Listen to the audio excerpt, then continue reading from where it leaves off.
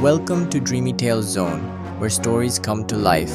Today, we are proud to present a timeless classic, The Wind in the Willows, written by the celebrated author Kenneth Grahame, known for his works The Golden Age and Dream Days. This beloved tale of adventure, friendship, and nature has captured hearts for generations. So sit back, relax, and join us as we embark on this enchanting journey along the riverbank with Mole, Rat, Badger, and the unforgettable Mr.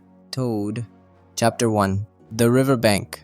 The Mole had been working very hard all the morning, spring cleaning his little home, first with brooms, then with dusters, then on ladders and steps and chairs with a brush and a pail of whitewash, till he had dust in his throat and eyes, and splashes of whitewash all over his black fur, and an aching back and weary arms. Spring was moving in the air above and in the earth below and around him, penetrating even his dark and lowly little house with its spirit of divine discontent and longing. It was small wonder then that he suddenly flung down his brush on the floor, said, "Bother," and "Oh blow," and also "hang spring cleaning," and bolted out of the house without even waiting to put on his coat. Something up above was calling him imperiously, and he made for the steep little tunnel which answered in his case to the gravelled carriage drive owned by animals whose residences are nearer to the sun and air. So he scraped and scratched and scrabbled and scrooged, and then he scrooged again and scrabbled and scratched and scraped, working busily with his little paws and muttering to himself, up we go, till at last pop, his snout came out into the sunlight, and he found himself rolling in the warm grass of a great meadow. "This is fine," he said to himself. "This is better than whitewashing." The sunshine struck hot on his fur, soft breezes caressed his heated brow, and after the seclusion of the cellarage he had lived in so long, the carol of happy birds fell on his dulled hearing almost like a shout. Jumping off all his four legs at once, in the joy of living and the delight of spring without its cleaning, he pursued his way across the meadow till he reached the hedge on the further side. "Hold up," said an elderly rabbit at the gap. "Sixpence for the privilege of passing by the private road."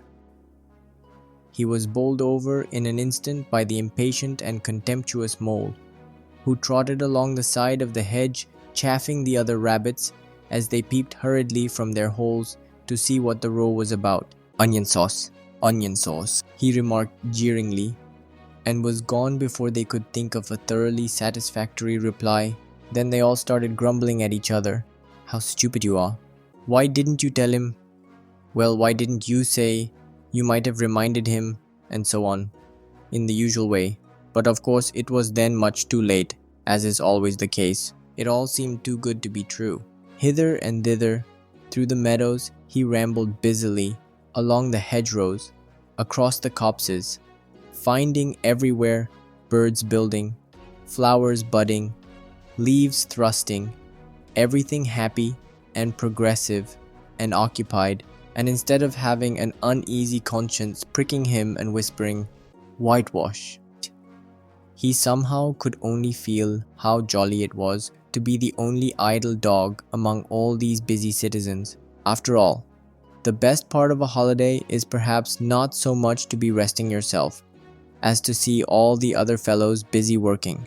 He thought his happiness was complete when, as he meandered aimlessly along, suddenly he stood by the edge of a full-fed river. Never in his life had he seen a river before.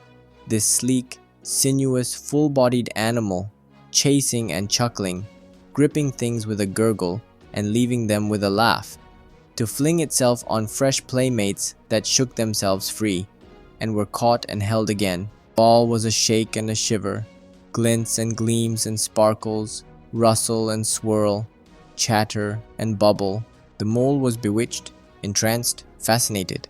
By the side of the river he trotted as one trots, when very small, by the side of a man who holds one spell bound by exciting stories, and when tired at last, he sat on the bank while the river still chattered onto him, a babbling procession of the best stories in the world, sent from the heart of the earth, to be told at last to the insatiable sea. As he sat on the grass and looked across the river, a dark hole in the bank opposite, just above the water's edge, caught his eye, and dreamily he fell to considering what a nice, snug dwelling place it would make for an animal with few wants and fond of a bijou riverside residence, above flood level and remote from noise and dust. As he gazed, something bright and small seemed to twinkle down in the heart of it, vanished, then twinkled once more like a tiny star. But it could hardly be a star in such an unlikely situation, and it was too glittering and small for a glowworm. Then, as he looked, it winked at him, and so declared itself to be an eye, and a small face began gradually to grow up round it, like a frame round a picture. A brown little face with whiskers, a grave round face, with the same twinkle in its eye that had first attracted his notice, small neat ears and thick silky hair. It was the water rat. Then the two animals stood and regarded each other cautiously. "Hello, mole," said the water rat. "Hello, rat," said the mole. "Would you like to come over?" inquired the rat presently. "Oh, it's all very well to talk," said the mole rather pettishly, he being new to a river and riverside life and its ways.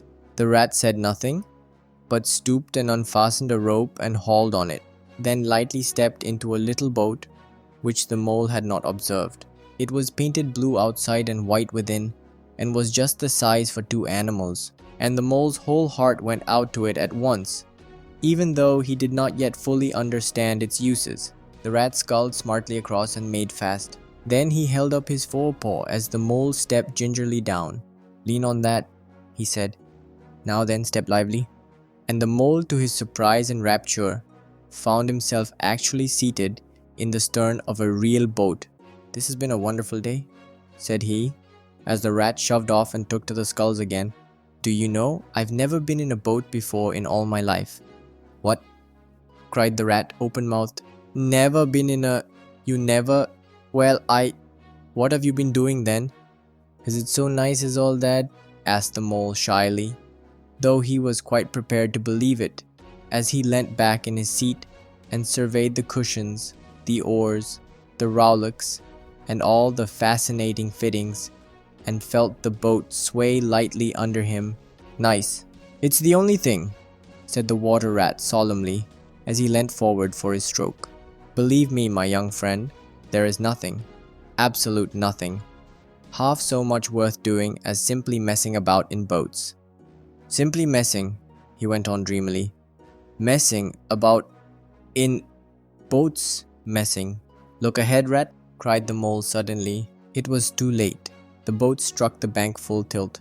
The dreamer, the joyous oarsman, lay on his back at the bottom of the boat, his heels in the air. "About in boats, or with boats," the rat went on composedly, picking himself up with a pleasant laugh. "In or out of 'em, it doesn't matter. Nothing seems really to matter. That's the charm of it. Whether you get away, or whether you don't. Whether you arrive at your destination, or whether you reach somewhere else, or whether you never get anywhere at all, you're always busy and you never do anything in particular. And when you've done it, there's always something else to do, and you can do it if you like, but you'd much better not.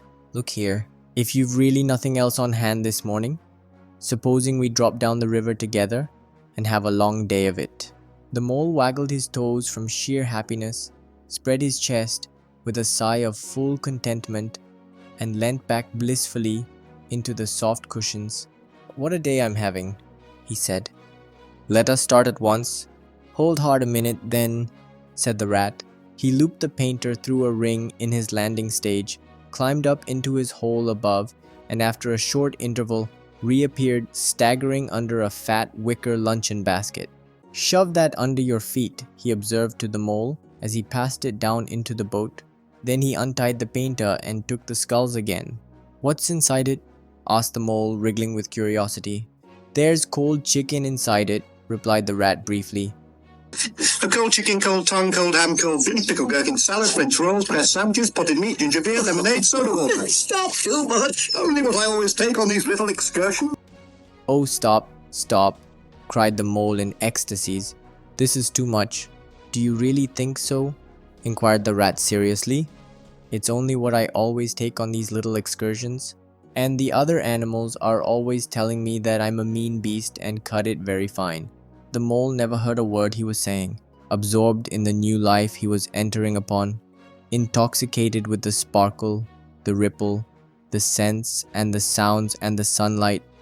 He trailed a paw in the water and dreamed long waking dreams. The water rat, like the good little fellow he was, sculled steadily on and forbore to disturb him.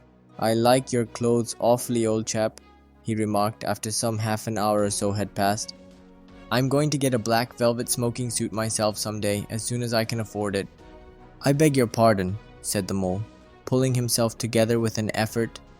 "You must think me very rude, but all this is so new to me. So, this is a river."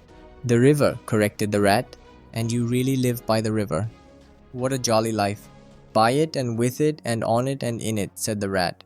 "It's brother and sister to me, and aunts, and company, and food and drink, and naturally, washing. It's my world, and I don't want any other. What it hasn't got is not worth having, and what it doesn't know is not worth knowing. Lord, the times we've had together, whether in winter or summer, spring or autumn, it's always got its fun and its excitements. When the floods are on in February, and my cellars and basement are brimming with drink that's no good to me, and the brown water runs by my best bedroom window, or again, when it all drops away and shows patches of mud that smells like plum cake, and the rushes and weed clog the channels, and I can potter about, dry-shod, over most of the bed of it and find fresh food to eat, and things careless people have dropped out of boats. But isn't it a bit dull at times?" the mole ventured to ask. "Just you and the river, and no one else to pass a word with." "No one else to— Well, I mustn't be hard on you," said the rat with forbearance. "You're new to it, and of course you don't know. The bank is so crowded nowadays that many people are moving away altogether. Oh, no, it isn't what it used to be at all. Otters, kingfishers, dabchicks, moorhens, all of them about all day long and always wanting you to do something, as if a fellow had no business of his own to attend to." "What lies over there?" asked the mole, waving a paw towards a background of woodland that darkly framed the water meadows on one side of the river. "That? Oh, that's just the wildwood," said the rat shortly. "We don't go there very much, we river bankers. Aren't they? Aren't they very nice people in there?" said the mole a trifle nervously. "Well," replied the rat, "let me see. The squirrels are all right, and the rabbits, some of 'em, but rabbits are a mixed lot. And then there's Badger, of course. He lives right in the heart of it. Wouldn't live anywhere else either if you paid him to do it. Dear old Badger. Nobody interferes with him. They'd better not," he added significantly. "Why, who should interfere with him?" asked the mole. "Well, of course, there are others," explained the rat in a hesitating sort of way. "Weasels, and stoats, and foxes, and so on. They're all right in a way. I'm very good friends with them, past the time of day when we meet and all that. But they break out sometimes, there's no denying it, and then, well, you can't really trust them, and that's the fact." The mole knew well that it is quite against animal etiquette to dwell on possible trouble ahead, or even to allude to it, so he dropped the subject. "And beyond the wildwood again?" he asked, "where it's all blue and dim, and one sees what may be hills, or perhaps they mayn't, and something like the smoke of towns, or is it only cloud drift?" "Beyond the wildwood comes the wide world," said the rat, "and that's something that doesn't matter, either to you or me. I've never been there, and I'm never going, nor you either, if you've got any sense at all. Don't ever refer to it again, please. Now then, here's our backwater at last, where we're going to lunch. Leaving the main stream, They now passed into what seemed at first sight like a little landlocked lake.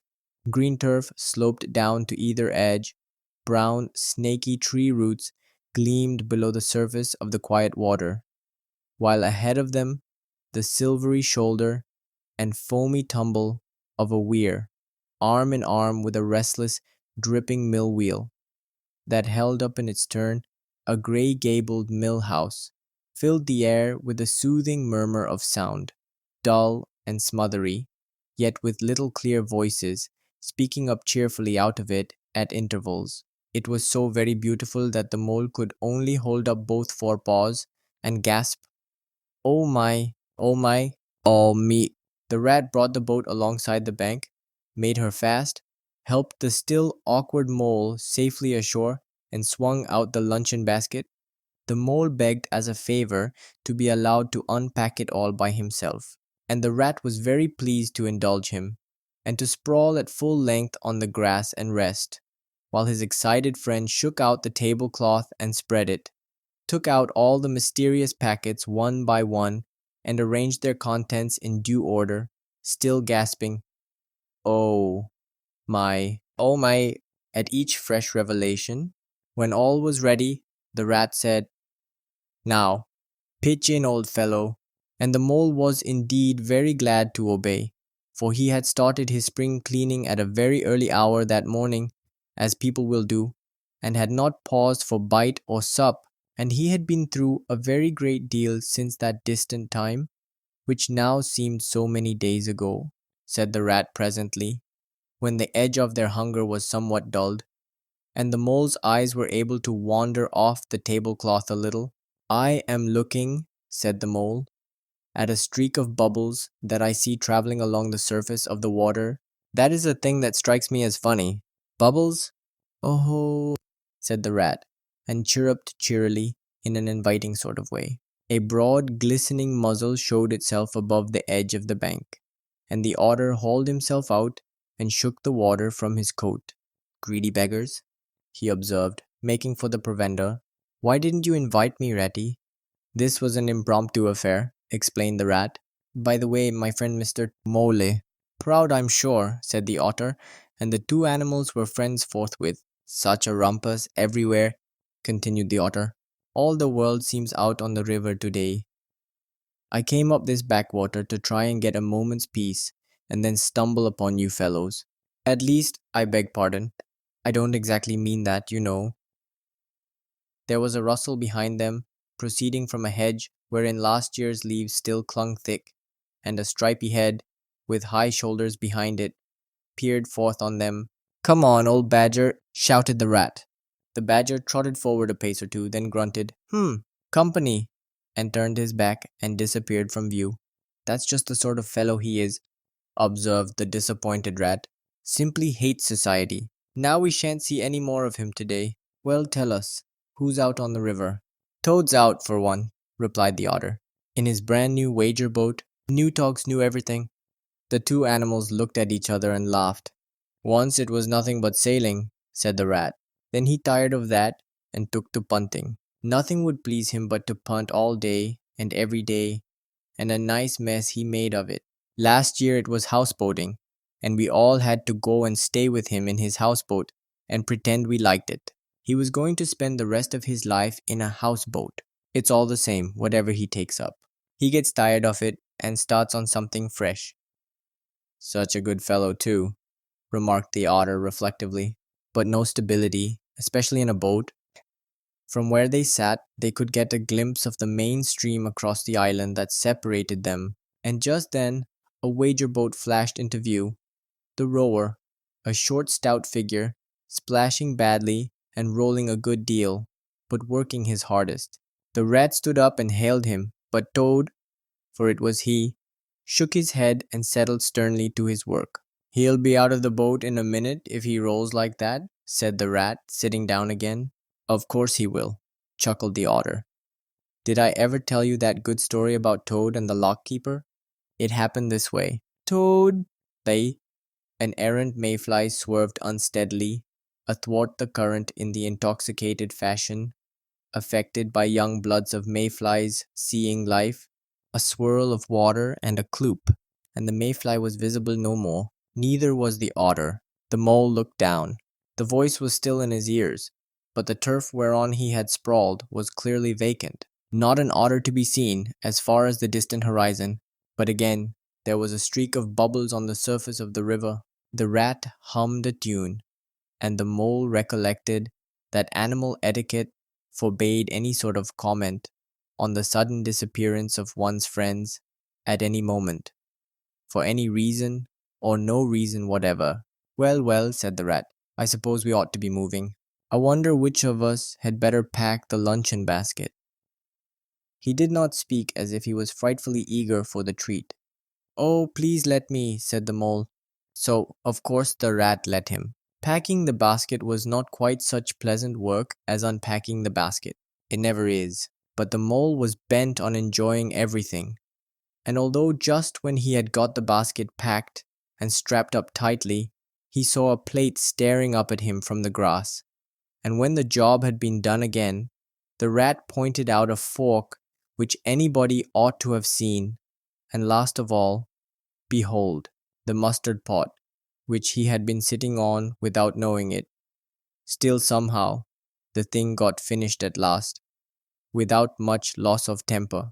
The afternoon sun was getting low as the rat sculled gently homewards in a dreamy mood, murmuring poetry things over to himself, and not paying much attention to Mole. But the Mole was very full of lunch, and self-satisfaction, and pride, and already quite at home in a boat, so he thought, and was getting a bit restless besides.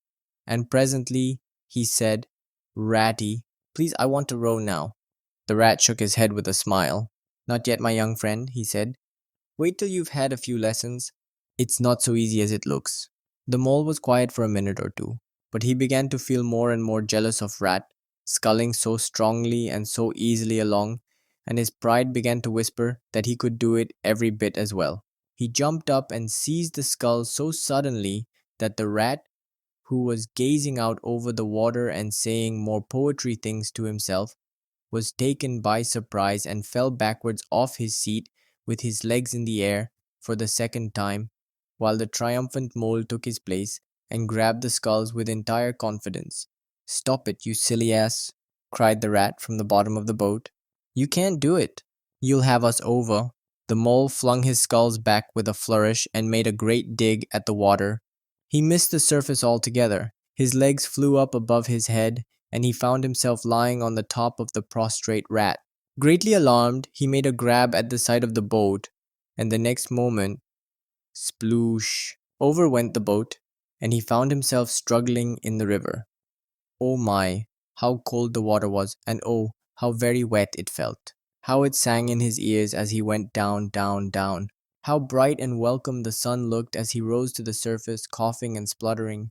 How black was his despair when he felt himself sinking again. Then a firm paw gripped him by the back of his neck. It was the rat, and he was evidently laughing.